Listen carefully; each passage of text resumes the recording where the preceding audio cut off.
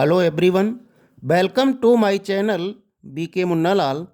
आज मैं आपको सिंथेसिस के अंतर्गत simple, compound and complex sentence discuss करने वाला हूं। डियर स्टूडेंट्स, यदि अभी तक आप मेरे चैनल पर नए हों तो चैनल को सब्सक्राइब अवश्य कर लें, जिससे आप मेरे आने वाले हर वीडियो का नोटिफिकेशन प्राप्त कर सकें और अपनी तैयारी बहुत अच्छे से कर सकें।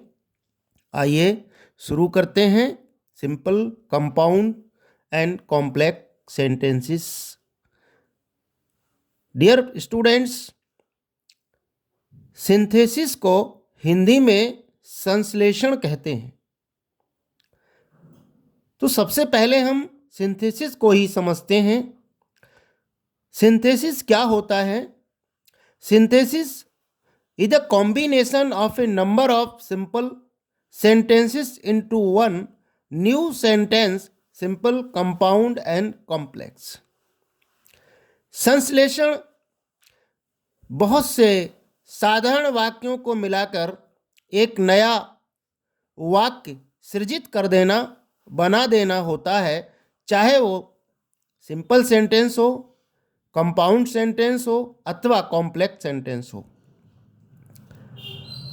अब हम सेंटेंस और क्लॉज में अंतर को समझेंगे, क्योंकि ये दोनों ही चीज़ें सिंथेसिस में बहुत महत्वपूर्ण होती हैं। सेंटेंस का अर्थ होता है वाक्य और क्लॉज का अर्थ होता है उपवाक्य। दोनों में समानता होती है। दोनों ही अ ग्रुप ऑफ वर्ड्स होते हैं, दोनों ही शब्दों का एक समूह होते हैं, दोनों में सब्जेक्ट वर्ब कॉम्बिनेशन होता है। परंतु इन दोनों के अंतर को भी समझ लेते हैं, जिससे हमको इनकी स्पष्ट बात समझ आएगी। सेंटेंस स्वतः पूर्ण अर्थ रखता है। सेंटेंस, कोई भी सेंटेंस है, इसका कंप्लीट सेंस होता है, उसका अर्थ अपने में पूर्ण होता है। परंतु जो क्लॉज होता है, जो उपवाक्य होता है, मे नॉट कंप्लीट सेंस, जिसका अर्थ पूर्ण हो सकता है और नहीं भी हो सकता है। वाक्य अपने में पूर्ण भाग होता है, होल सेंटेंस होता है, जबकि उपवाक्य एक वाक्य का पार्ट होता है, अ पार्ट ऑफ सेंटेंस होता है। अब हम सिंपल सेंटेंस, कॉम्प्लेक्स सेंटेंस और कंपाउंड सेंटेंस की डेफिनेशन को समझेंगे, क्योंकि सिंथेसिस के अंतर्गत हमें इन्हीं वाक्यों की रचना को समझना है, इन्हीं की रचना को बनाना है। सिंपल सेंटेंस, साधारण वाक्य, इसमें वन सब्जेक्ट और वन फाइनाइट वर्ब होती है। फाइनाइट वर्ब आप जानते हैं, जिसका रूप बदलता है। उदाहरण से हम समझेंगे, ही राइट्स अ लेटर एक सिंपल सेंटेंस है, इसमें एक कर्ता और एक मुख्य क्रिया है। इसकी जो रचना है सब्जेक्ट, वर्ब और ऑब्जेक्ट होती है। अब हम देखेंगे कंपाउंड सेंटेंस क्या होता है। इसे हिंदी में संयुक्त वाक्य कहते हैं। Two or more principal clauses और इंडिपेंडेंट क्लॉजेस, जिन्हें शॉर्ट में हम पीसी या आईसी कहते हैं, ज्वाइंट विथ कोऑर्डिनेटिंग कंजंक्शन। दो प्रमुख वाक्य, दो प्रधान वाक्य किसी भी कोऑर्डिनेटिंग कंजंक्शन से जुड़े हों, तब वह वाक्य कंपाउंड सेंटेंस कहलाता है, संयुक्त वाक्य कहलाता है। अर्थात दो स्वतंत्र वाक्य जो अपने में पूर्ण अर्थ रखते हों, लेकिन किसी भी कोऑर्डिनेटिंग कंजंक्शन से जुड़े हों। उदाहरण के लिए हम देखते हैं, ही इज पुअर, वह गरीब है, वट ही इज ऑनेस्ट, परंतु वह ईमानदार है। इसमें दो क्लॉज आपस में बट से जुड़े हुए हैं। ये वाक्य कंपाउंड सेंटेंस है। नेक्स्ट है हमारा कॉम्प्लेक्स सेंटेंस, मिश्रित वाक्य। इसमें क्या होता है, one principal clause plus one और more subordinate clauses joint with subordinating conjunctions. इसमें एक प्रधान वाक्य तथा एक या एक से अधिक आश्रित उपवाक्य किसी आश्रित कंजंक्शन से जुड़े होते हैं, किसी सबऑर्डिनेटिंग कंजंक्शन से जुड़े होते हैं जो आश्रित उपवाक्य को जोड़ता है, तो वह वाक्य मिश्रित वाक्य कहलाता है। आश्रित उपवाक्य अपने अर्थ के लिए प्रिंसिपल क्लॉज पर अर्थात प्रधान वाक्य पर निर्भर होते हैं, वह अपने में पूर्ण अर्थ नहीं रखते हैं।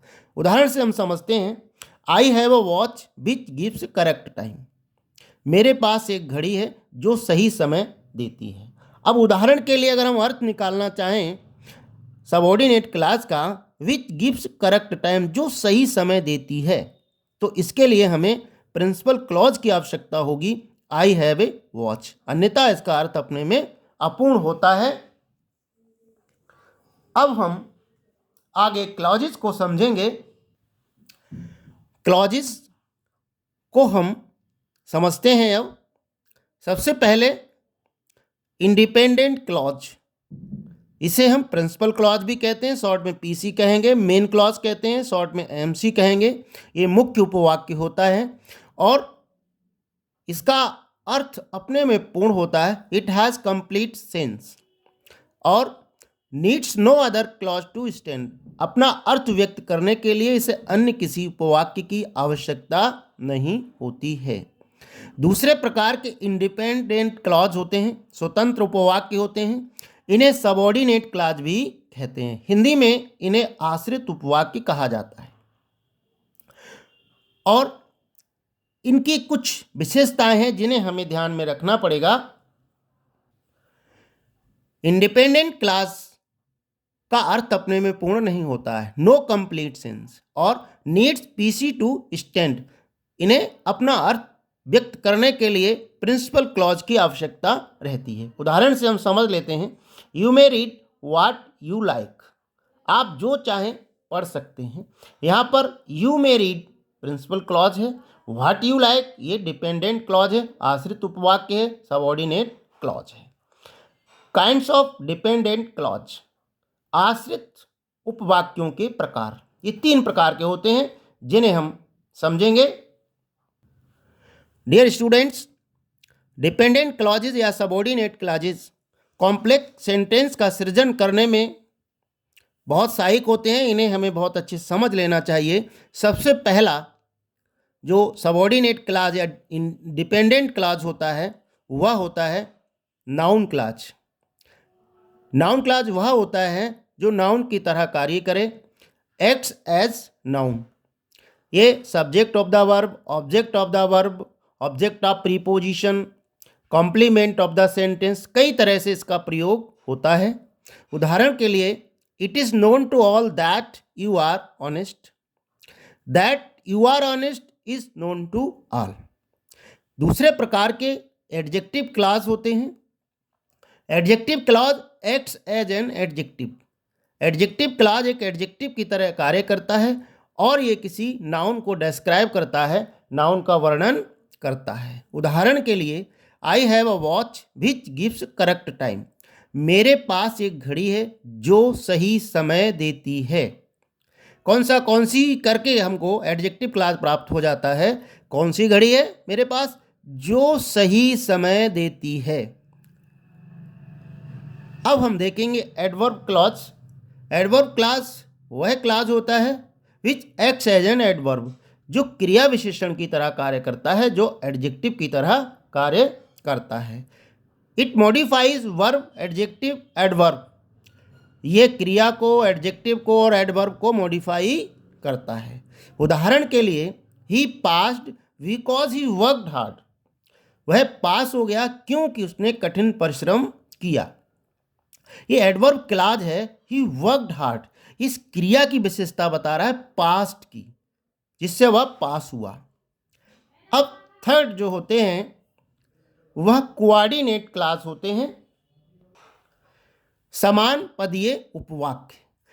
वे उपवाक्य जो स्वतंत्र होते हैं, अपने में उनका अर्थ पूर्ण होता है। एन इंडिपेंडेंट क्लॉज एक स्वतंत्र उपवाक्य, that is connected to another one of equal importance clause with a coordinating conjunction like and, what, so और ईटीसी।